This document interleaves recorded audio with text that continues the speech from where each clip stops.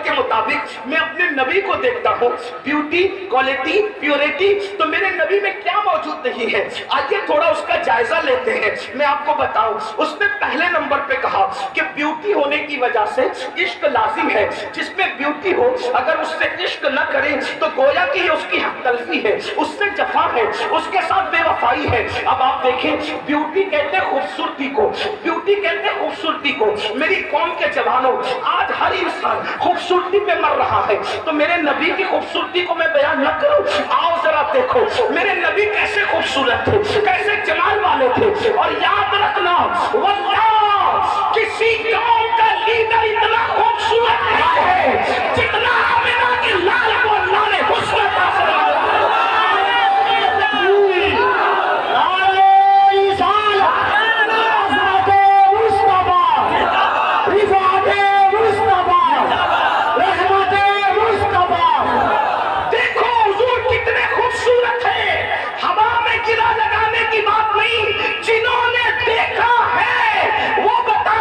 کتنے خوبصورت ہے۔ شمائل ترمذی کی حدیث ہے، مولا کائنات سید السادات سیدنا علی مرتضیٰ کہتے ہیں کہ جب میرے نبی دیوار کے سامنے کھڑے ہوتے، توجہ کرنا، اگر آج حسن مصطفیٰ تم نے سن لیا تو جو نعت کے پہلے مطلع میں تم نے دعا کی تھی وہ منزل آپ کے لیے آسان ہو جائے گی۔ ذرا سنیں، مولا کائنات کہتے ہیں کہ جب رسول اللہ دیوار کے سامنے کھڑے ہوتے تھے تو دیوار کا عکس مصطفیٰ جان رحمت کے چہرے کے اندر نظر آتا تھا۔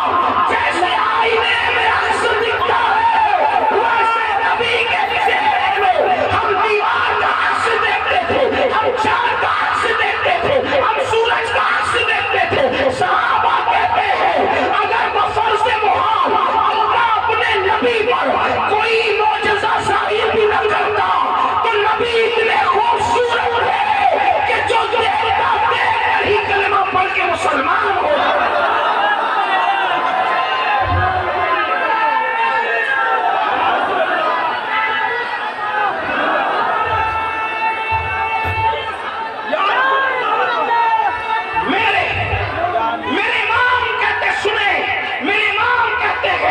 یاد رکھنا، وہ کمال حسن حضور ہے، وہ کمال حسن حضور ہے کہ گمان نقص جہاں نہیں، یہی پھول رات سے دور ہے، یہی شمع ہے کہ دھواں نہیں۔ میں نثار تیرے کلام پر ملی یوں تو کس کو زبان نہیں، وہ سخن ہے جس میں سخن نہ ہو، وہ بیان ہے جس کا بیان نہیں، وہ عرب کے بڑے بڑے تیرے آگے یوں ہے دبے بچے، کوئی جانے منہ میں زبان نہیں بلکہ جسم میں جان نہیں، تو کرو تیرے نام پہ جا فدا، نفس ایک جا دو جہاں فدا، دو جہاں سے بھی نہیں جی بھرا، کروں کیا کروڑوں جہاں نہیں۔ ایک روایت پڑھتا ہوں اور بات اینڈ کی طرف لے جاتے ہیں، ذرا توجہ کرنا کہ شیطان والوں توجہ کرنا۔ ایک مرتبہ ام المومنین سیدہ طیبہ طاہرہ اما جان عائشہ صدیقہ نے حضور سے پوچھا، توجہ آپ کی، کیا پوچھا؟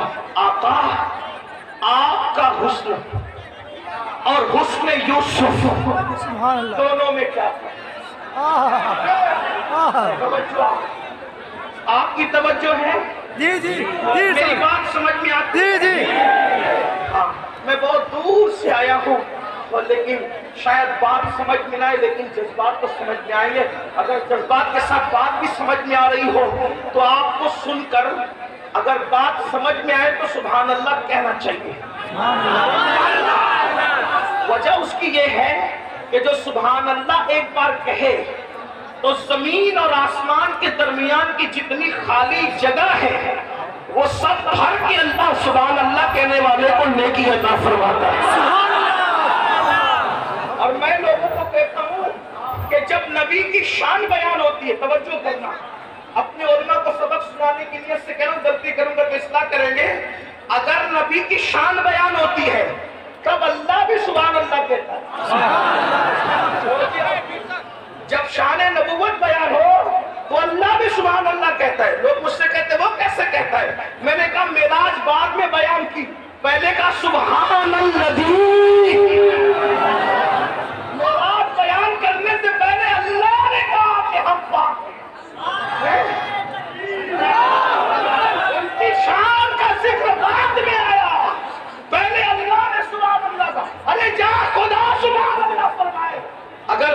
نبی چپ رہے تو پھر عشق کی کیا بات ہے؟ سبحان اللہ۔ باتیں کرنے کے لیے تو بڑی آواز ہم نکالتے ہیں، لیکن نبی کا ذکر سن کر اگر ہم خاموش رہے تو پھر یہ کوئی انصاف کی بات نہیں۔ توجہ آپ کی، ام المومنین نے پوچھا یا رسول اللہ صلی اللہ علیہ وآلہ وسلم، حسن یوسف میں اور آپ کے حسن میں فرق کیا ہے؟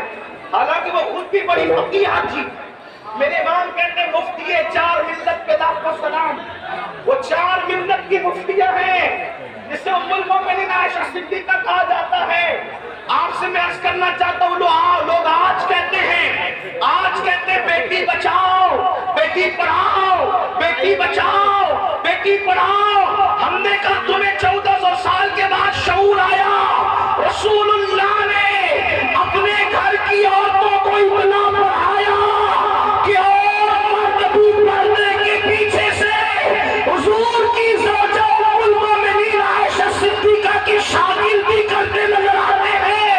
اللہ اکبر، دنیا 1400 سال کے بعد جہاں پہنچتی ہے، اسلام وہاں اس سے پہلے پہنچ کر کے گزر چکا ہوا۔ بیٹی بچانا، جب لوگوں کی بیٹیاں جاہل تھی تب صدیق اکبر کی صدیقہ مفتی چار ملت کی حیثیت ہے، اللہ پر امت کی رہنمائی کرتی ہے۔ سینکڑوں صحابہ اور ہزاروں تابعین ام المومنین کی شاگردی کرتے نظر آ رہے تھے۔ اللہ اکبر، ہمارے مذہب میں پڑھانے کا یہ تصور ہے۔ اللہ اللہ، لوگ کہتے ہیں مسلمان عورتوں پہ ظلم کرتے، میں نے کہا ظلم کہاں کیا یہ تو بتا۔ اللہ اکبر، حضرت مریم پہ الزام لگتا ہے، دیکھو عورت کا مرتبہ ہمارے یہاں کیا ہے۔ حضرت مریم پہ الزام لگتا ہے، انہی کے ننھے شہزادے سے برات کروائی جاتی ہے۔ حضرت یوسف پہ الزام لگتا ہے، زلیخا کے ننھے سے اس کے خاندان کے بچے سے برات کرائی جاتی ہے۔ لیکن جب محبوب کی زوجہ پہ منافقین الزام لگاتے ہیں، اگر اللہ چاہتا تو زمین کا ذرہ ذرہ اما عائشہ کی طہارت کی گواہی دیتا، مگر منظور نہ ہوا۔ اللہ نے محبوب کی بیوی کی طہارت خود بیان قرآن میں فرمایا۔ یہ شان والی خاتون ام المومنین عائشہ صدیقہ، وہ پوچھتی ہیں، بڑی شاعرہ تھی، عالمہ تھی، بلکہ ایک مرتبہ حضور ان کی گود میں لیٹے ہوئے، حضور ان کی گود میں سر رکھ کر کے لیٹے ہوئے ہیں۔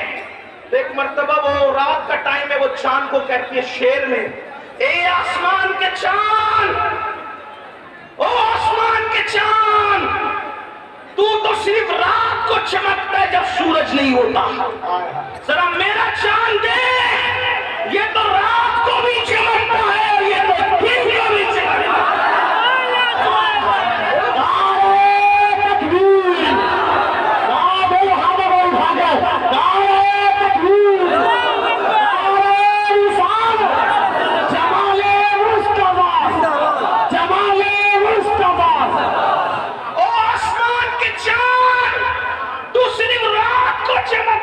کہاں گئے وہ لوگ جو کہتے ہیں ناک پڑھنا بدعت ہے؟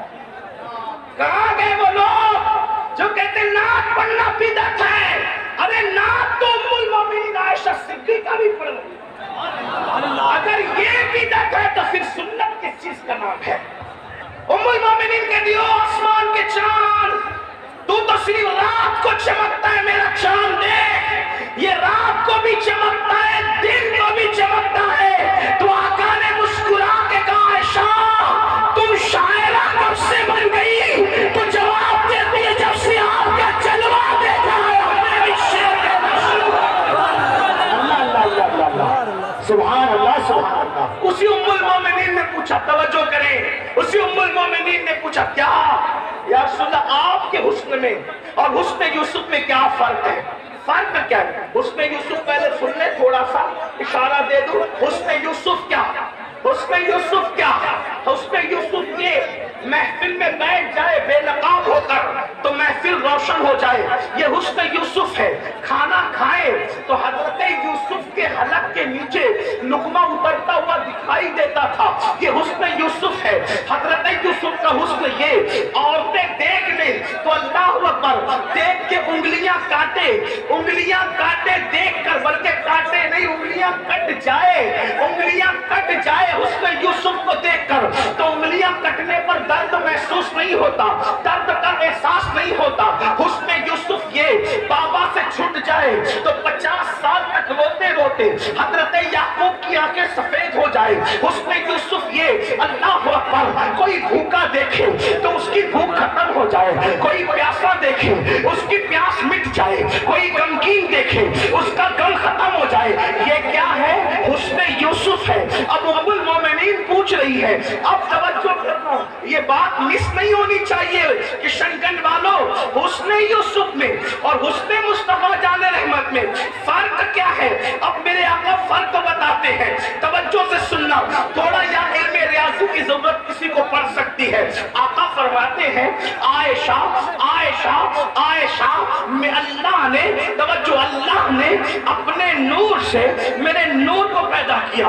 حسن یوسف اور حسن مصطفیٰ کا فرق دیکھے. کہتے ہیں آقا عائشہ اللہ نے اپنے نور سے میرے نور کو پیدا کیا, اللہ نے اپنے نور سے میرے نور کو پیدا کیا. میں بار بار جملوں کی تکرار اس لیے کر رہا ہوں کہ یہاں پڑھے لکھے بھی ہوں گے اور میری طرح کچھ ان پڑھ بھی آئے ہوں گے, تو ان لوگوں کو بھی بات سمجھ میں آ جائے. کیا عائشہ عائشہ اللہ نے اپنے نور سے میرے نور کو پیدا کیا, اور پھر فرماتے ہیں اس نور کو اللہ نے جیسا کہ چاہا 10 حصوں میں تقسیم کیا.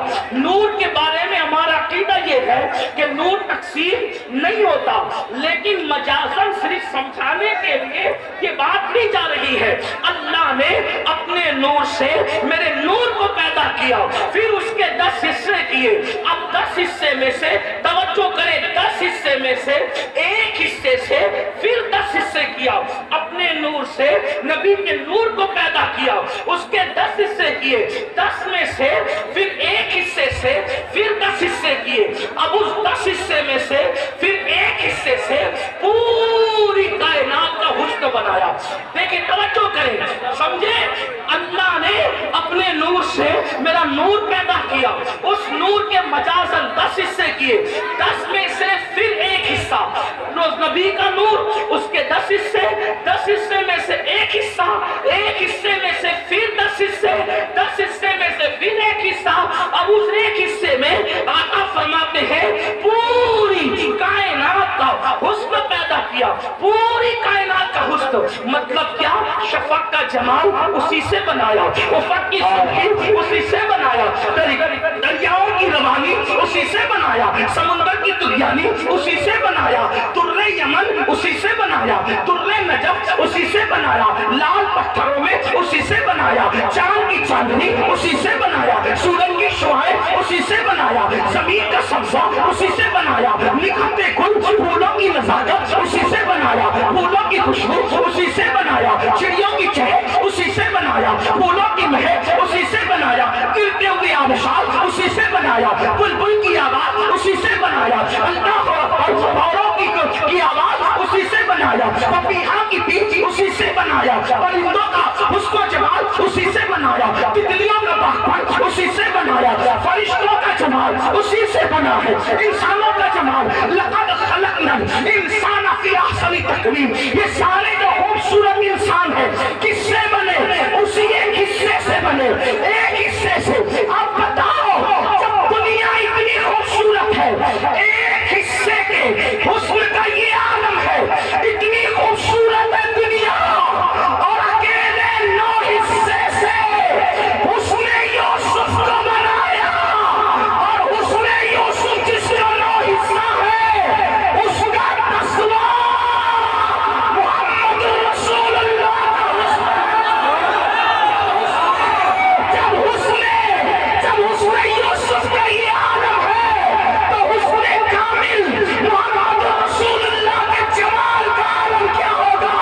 کیا حسن ہے اے سید ابرار تمہارا, کیا حسن ہے اے سید ابرار تمہارا, اللہ بھی ہے طالب دیدار تمہارا, اور کیوں دید کے مشتاق نہ ہو. حضرت یوسف اللہ کا دیدار ہے, دیدار تمہارا. کیوں دید کے مشتاق, کیوں دید کے مشتاق نہ ہو. نعرہ تکبیر, नारे रिसालत उलमाए अहले सुन्नत हज़रत मौलाना मुफ्ती शमशुद्दीन साहब क़िबला, हज़रत अल्लामा मुफ्ती शमशुद्दीन साहब क़िबला, आमदे औलादे गौसे आज़म हज़रत सैयद अमीनुल कादरी साहब क़िबला, नारे तकबीर। देखिए हाज़रीन, आज के एक और खुसूसी खतीब मुफक्किर इस्लाम हज़रत अल्लामा मुफ्ती शमशुद्दीन साहब क़िबला मकराना राजस्थान उन्हें तशरीफ़ ला चुके हैं और मोहब्बत और एहतराम के साथ शहजादे गौसे आज़म की आप गुफ्तगू सुने। सुभान अल्लाह। एक बार दोनों हाथों को उठाकर अल्लाह की बिरानी बयान कर लें। नारे तकबीर, नारे रिसालत। मुफक्किर कौम व मिल्लत हज़रत अल्लामा शम्स मिल्लत मुफ्ती शमशुद्दीन साहब क़िबला मकराना तशरीफ़ ला चुके हैं। आप हज़रत का भी खिताब सुनेंगे। मैं अपनी गुफ्तगू को टर्न करता हूँ, आप सुने। इतने खूबसूरत है, इतना हुस्न है, इतना जमाल। एक बात आपको बताऊं, हमारे बुजुर्गों ने अपनी किताबों में लिखा है, आप देखो कितना भी खूबसूरत आदमी सोएगा तो उसकी आंखों पर नींद का असर जाहिर होता है, कितना भी खूबसूरत।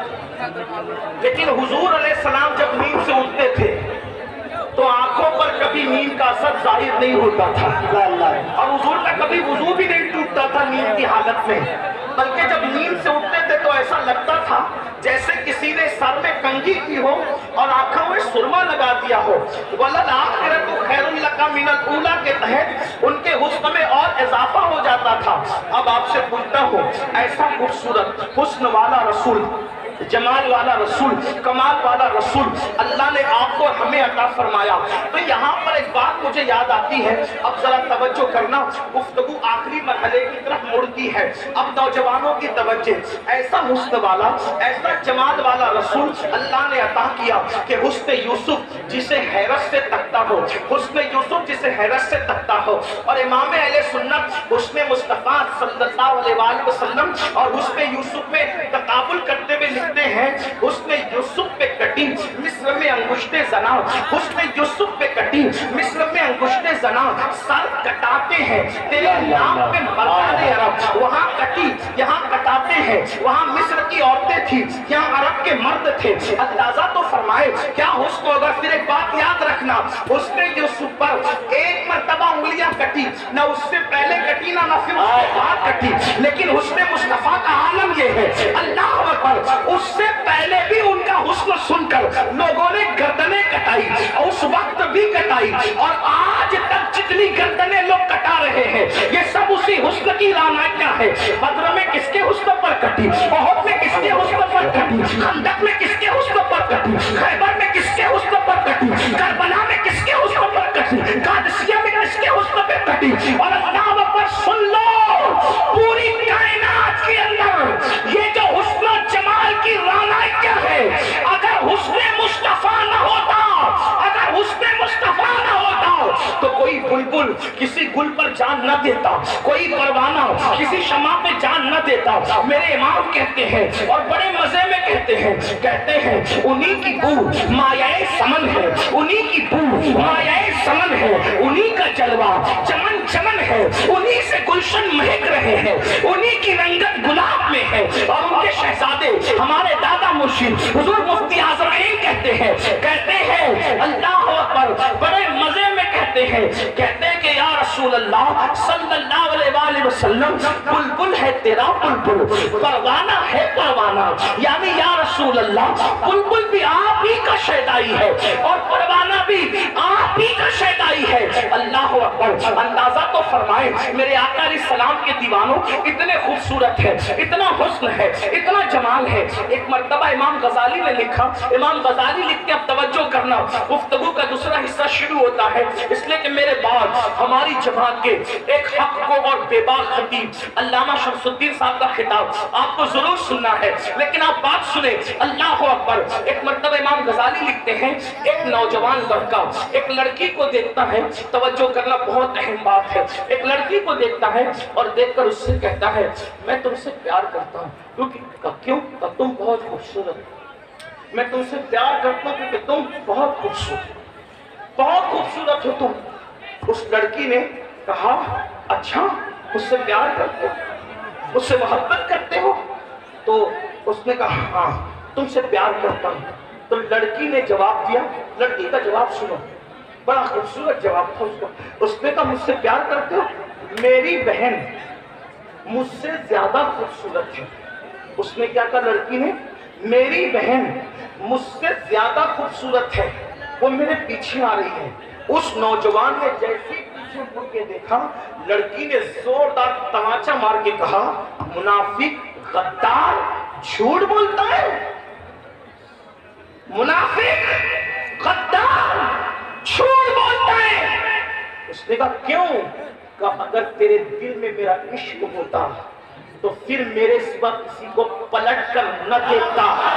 اس لیے کہ عشق لاشریک ہوتا ہے, عشق میں دوری نہیں ہوتی, عشق میں منافقت نہیں ہوتی. اب میری قوم کے جوانوں, اے کشن گنج میں بیٹھ کر قدم رسول کے جیو صحن میں بیٹھ کر نبی کے دیدار کی دعا کرنے والوں, حضور میں آپ کو دیکھنا چاہتا ہوں. یہ تمنا کرتے ہو, بولو حضور نظر آئیں گے. جن آنکھوں نے پوری پوری رات نرم نرم گدوں پہ لیٹ کر زنا کے مناظر دیکھے, ان کو حضور نظر آئیں گے. میں آپ کی دعا پہ قطعاً معترض نہیں ہوں, میں آپ کی دعا میں مکمل ساتھ تھا اور مکمل انہمام کے ساتھ تھا, اس لیے کہ مجھے یہ احساس تھا کہ اس پورے مجمع میں نہیں بلکہ اللہ کے تمام بندوں میں اگر سب سے زیادہ گرا پڑا کوئی بندہ ہے تو اس کو امین القادری کہتے ہیں. میں نے سوچا اتنے بڑے مجمع میں کوئی تو مقبول ہوگا.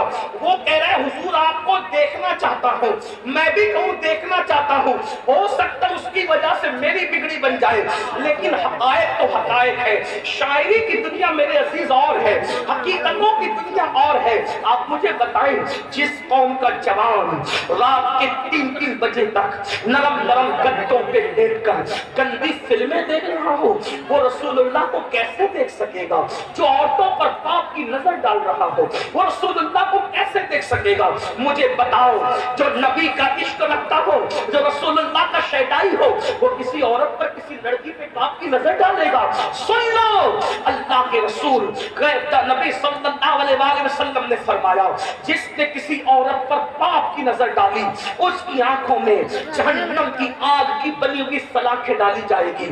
پوچھنا چاہتا ہوں, پیاس کے ننھے ننھے ذرات اگر ہماری آنکھوں میں چلا جائے تو ہماری آنکھیں لال لال ہو جاتی ہیں, آنسو نکل پڑتے ہیں.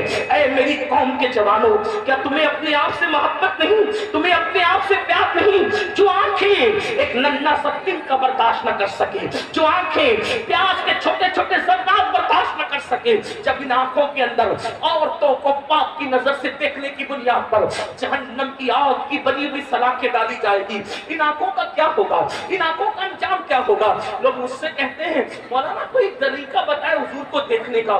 میں کہتا ہوں میں کوئی وظیفہ نہیں جانتا حضور کو دیکھنے کا. مجھے ایک ہی وظیفہ میرے بزرگوں نے بتایا, اپنی آنکھوں سے گناہ کرنا بند کر دو. اپنی آنکھوں سے رسول اللہ نے جس چیز کو دیکھنے کے لیے منع کیا ہے ان ساری چیزوں کو دیکھنے سے روک لو.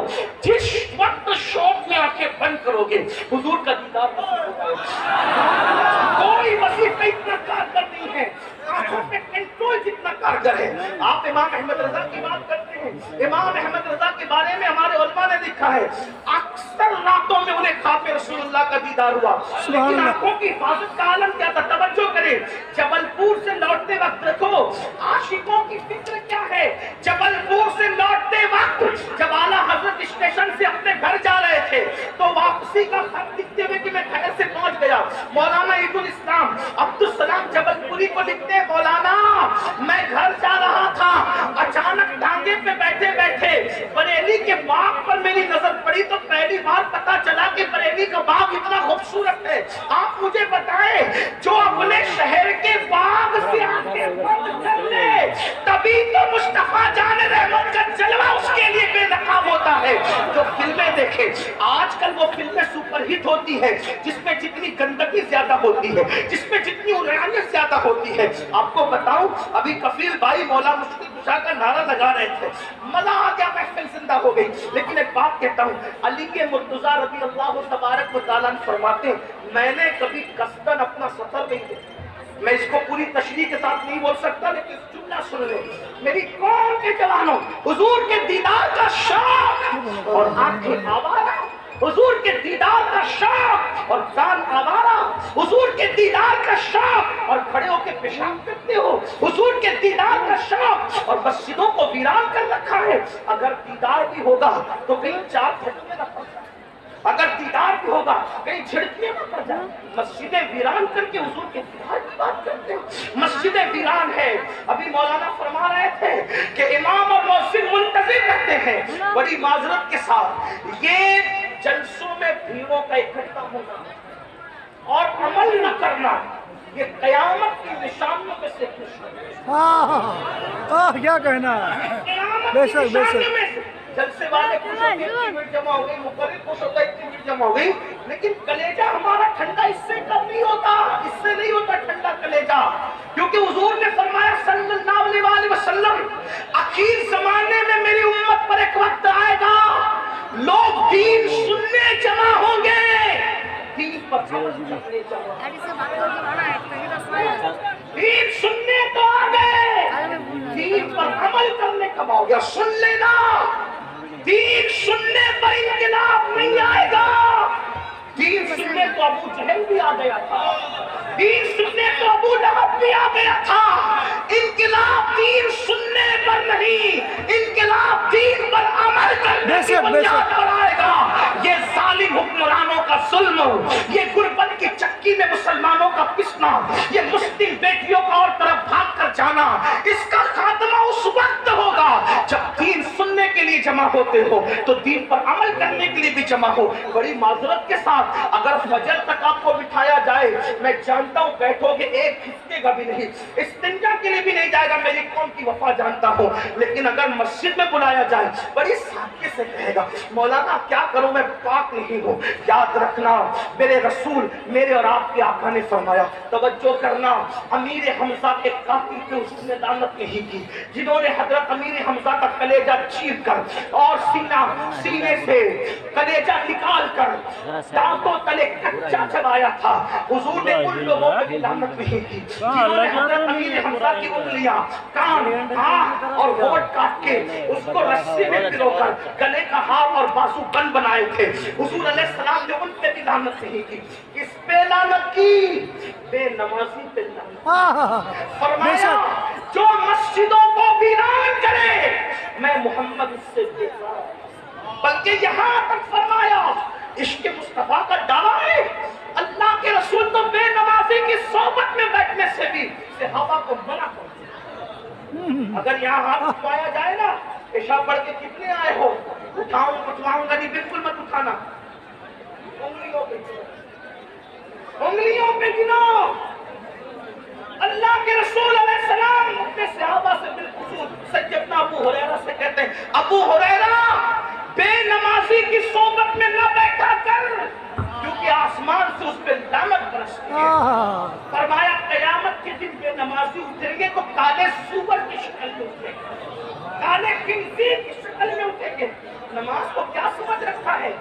اعلیٰ حضرت کے مسلک کا نعرہ لگانے والوں، فتاوی رضویہ میں اعلیٰ حضرت صحابہ کی فکر نقل کرتے ہوئے لکھتے ہیں درجنوں صحابہ بے نمازی پر کفر کا فتویٰ دیتے ہیں۔ آپ کو یہ تو بڑی پڑی ہے کہ کفیل اکبر پر کس کا فتویٰ ہے، آپ کو یہ تو بڑی پڑی ہے علی فیضی پر کس کا فتویٰ ہے، آپ کو یہ تو بڑی پڑی ہے کہ محسن رضا صاحب پہ کس کا فتویٰ ہے۔ بے نمازیوں، آپ پر صحابہ کا کیا فتویٰ ہے اس پر کبھی غور کیا؟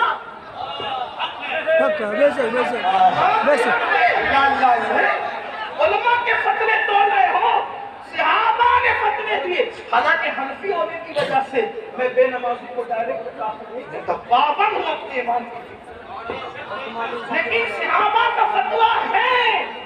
بلکہ آپ فتاوی رضویہ کی ابتدائی جلدیں اٹھا کے دیکھیں، اس پہ امام نے مسلک کا نقل کرتے ہوئے اور اعلیٰ حضرت کے والد کو یہاں تک لکھے شوافی علماء کا مسلک یہ ہے کہ جب بے نمازی مر جائے تو اس کی قبر نہیں بنے بلکہ اس کی مٹی برابر کر، تاکہ لوگوں کو عبرت ہو کہ اس کی زندت کیا ہے، یعنی اس کی قبر کا نشان بھی نہ رہ جائے۔ یہ اعلیٰ حضرت کے والد تو اس کے استاد بھی ہے۔ میں اعلیٰ حضرت کے والد کو پڑھ کے اس نتیجے میں پہنچا کہ وہ اعلیٰ حضرت کے بھی باپ تھے باپ.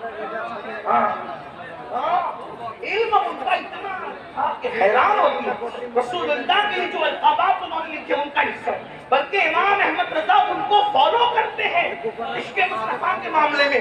وہ ہے امام کو تک ان کے بعد جملے اتنے خوبصورت ہیں، فدا ہونے کی چاہتا ہے. حضور مفتی صاحب قبلہ وہ لکھتے ہیں، کیا بات لکھتے ہیں، میری سنی قوم کو نشتب دیتے ہوئے لکھتے ہیں. فرماتے ہیں آج کل لوگ کہتے ہیں مولانا اللہ کریم ہے یار، اللہ کریم ہے، اللہ کریم ہے، معاف کرے گا معاف کرے گا. یہ مولوی لوگ کا اتنا ڈراتے ہیں اللہ معاف کرنے والا ہے. اعلیٰ حضرت کے والد لکھتے ہیں اللہ کو کریم جان کر گناہ کرنے والے، ان کا جملہ سنائیں، اللہ کو کریم جان کر گناہ کرنے والے اللہ کو قادر جان کر زہر کیوں نہیں کھا لیتا؟ جب وہ کریم تیرے گناہ پہ تجھے بخش سکتا ہے تو وہ قادر بھی تو ہے، زہر کھانے پہ تجھے زندگی بھی دے سکتا ہے. لیکن تو نے اللہ کو قادر جان کر کبھی زہر نہیں کھایا اور اللہ کو کریم جان کر گناہ کر کے اس کی شان کریمی کا مذاق اڑاتا ہے. نہیں نہیں، تو میرے آقا علیہ السلام کے پیارے دیوانوں، اب میں جلدی جلدی بات سمیٹ رہا تھا لیکن بیچ میں بات آ گئی. کیا میرے آقا علیہ السلام فرماتے ہیں، آقا کا فرمان سنو. آقا ارشاد فرماتے ہیں بے نمازی قیامت کے دن جب اٹھے گا اللہ کی بارگاہ میں تو کالے سور اور کالے خنزیر کی شکل میں اٹھے گا. چہرے پہ پھنسی نکل آئے تو بے چین ہوتے ہو، کسی محفل میں نہیں جاتے.